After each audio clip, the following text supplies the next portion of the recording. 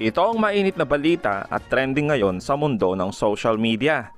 Galawang kupit, kampo ng Duterte, ginulat si Speaker Martin at Senador Cayetano, tinawag na oportunista. Ano nga bang dahilan? Well, let's find out. Matapos nilinaw ng Kamara ang travel expenses ni Speaker Martin na nagkakahalaga lang ng mahigit 39 million pesos kumpara sa 1.8 billion pesos na issue na ginastos umano ni Speaker Martin. Pero nagulantang ang kampo ni Romualdez matapos ilabas ng kilalang Duterte supporter ang hinihinging travel expenses ni Speaker Martin ngayong darating na 2024 budget na umaabot sa 1.3 bilyong peso. Samantalang mahigit 39 million pesos lang ang kanilang nagagastos ngayong taon. Kayong mga congressman, nagpapalaki kayo ng mga itlog, bakit kayo humihingi ng 1,399,000,000 for travel expenses for 2024?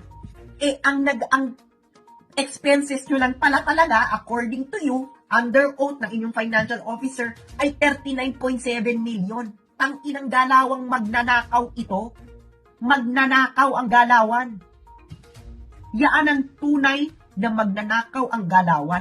39.7 million lang palang ginagastos ninyo. Tapos ang gusto nyong budget, 1,399,000,000? Kupit! Galawang kupit!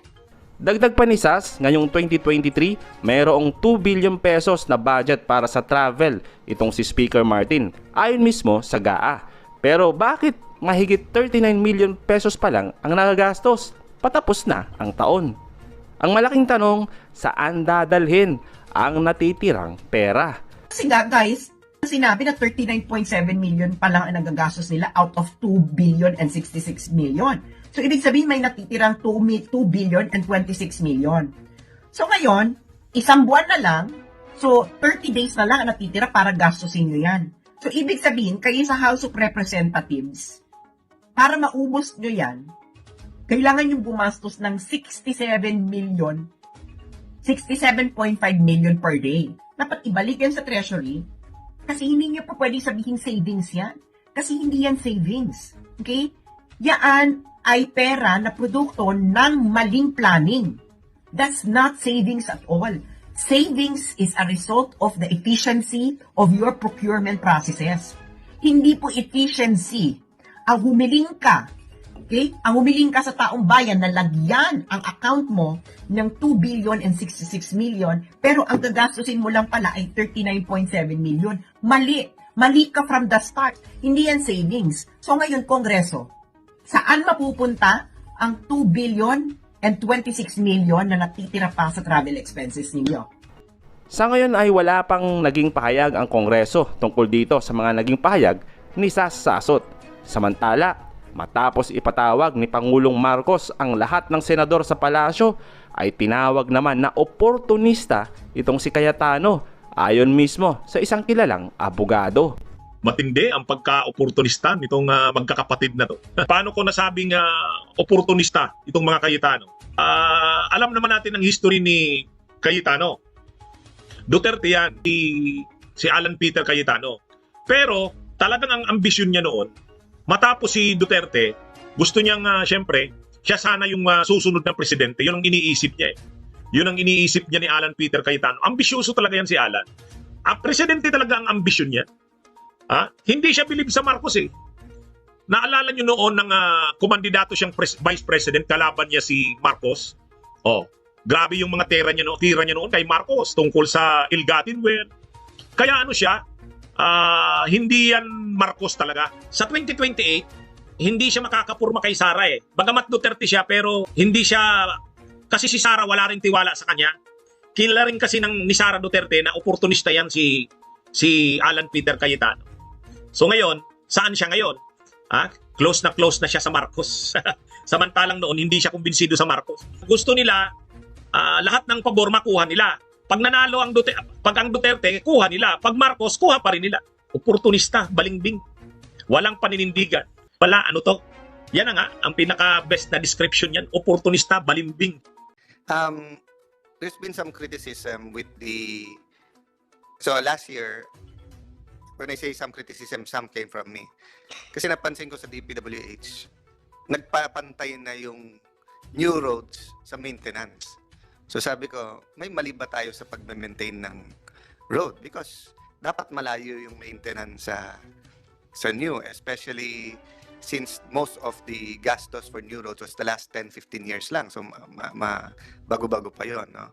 Secondly, iba nung una, obvious naman bakit sa Central Luzon may pagbabaha because hindi ginawa yung from the dams. They were supposed to be for irrigation, for electricity, but for flood control. Hindi ginawa yung sa flood control, no? But yung nangyari lately sa Bulacan, so my point is, parang nagiging reactionary. Saan may baha, doon tayo gumawa ng flood control. So, will all of this hazard mapping aid everyone doing construction, including our new roads, in where to build, where not to build, where to put more cisterns, or where to fix and everything, no? Yes, sir. In fact, ginagamit itong mga hazard maps natin ginagamit may LGUs when they prepare their comprehensive land use plans. But not the national government pa. We directly, DPWH, for example, would ask information from us Now and about then. the location of the faults Yeah. and bibigyan naman namin sila ng information. Kasi re-relate ko lang, no, na one thing that happened the last 2-3 years is from 700 billion, 1 trillion na yung infra.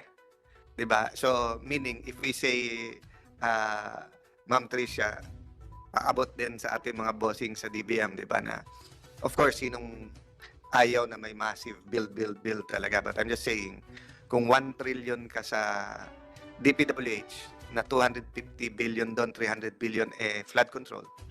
Pero if you spend 20, 30, 40 billion and modernize, and they have a map where not to build, which lakes to protect, which river, you might not need 250 billion in flood control in the future. Diba? Kasi nga, precisely you know how to balance everything. So, I don't doubt DPWH is doing the best it can. They want to build, but parang I think we're neglecting the science. So, nangyayari, reaction after reaction, palaki ng palaki yung budget, pero actually, tinatabunan lang natin yung maling gawa dun sa isa. And when I say maling gawa, this is over the last 50 years. It's not naman one administration or one person, diba? And it's also an effect of massive urbanization. So when we talk about Bulacan, kasi Bulacan is not the same Bulacan 40 years ago, diba? Na karamihan, marami pang farmlands noon. It's really highly urbanized, no? Sir, any is there any challenges dito sa passing it, or it's just the 5-year budget lang talaga? Wala naman so far, for example, our house, they're very supportive of this bill, and of course, our senators also are also supportive of this bill. So wala naman. I mean, Sige. So let's ask attorney, so 5-year, so pinag-aralan na ba ng DBM? Parang kaya ba on a 5-year or still being reviewed? Good afternoon, Mr. Chair. Based on the discussion po ngayon, it would be 24 billion per year po. So, I think depende po yan sa magiging priorities ng NEDA rin. Since yearly naman po meron tayong budget priorities. Actually, parang I read your mind or you read mine kasi kanina nandito NEDA. And when we were talking about faults, di ba napakagaling dyan talaga ng Japan eh.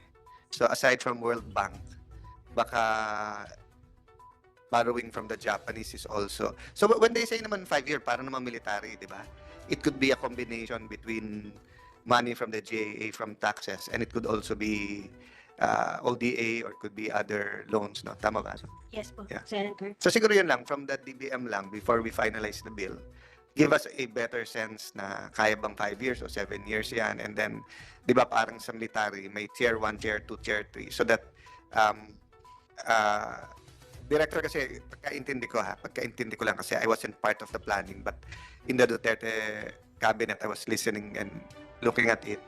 Parang they present a vision, then they present a whatever 5-10 year plan military, then they revise it. So kung napalaki yung role at yung 5-year naging 3-year, they revise it, nadagdagan. Pag medyo naluma yung technology or iba yung needs, so like ngayon it's really more the West Philippine Sea, so they're going more towards the Navy, di ba? Then nagkaroon ng interest sa submarines, pero parang may studies din, baka masyadong mahal. So it's a series of revisions then, but meron more or less ginaguarantee yung gobyerno yearly. So you also know what you will get, no? Kasi I don't think anyone will object. Ito nga yung kay Senator Villanueva strongly supporting. I just don't want na we pass a specific 5-year, then we don't give you the money.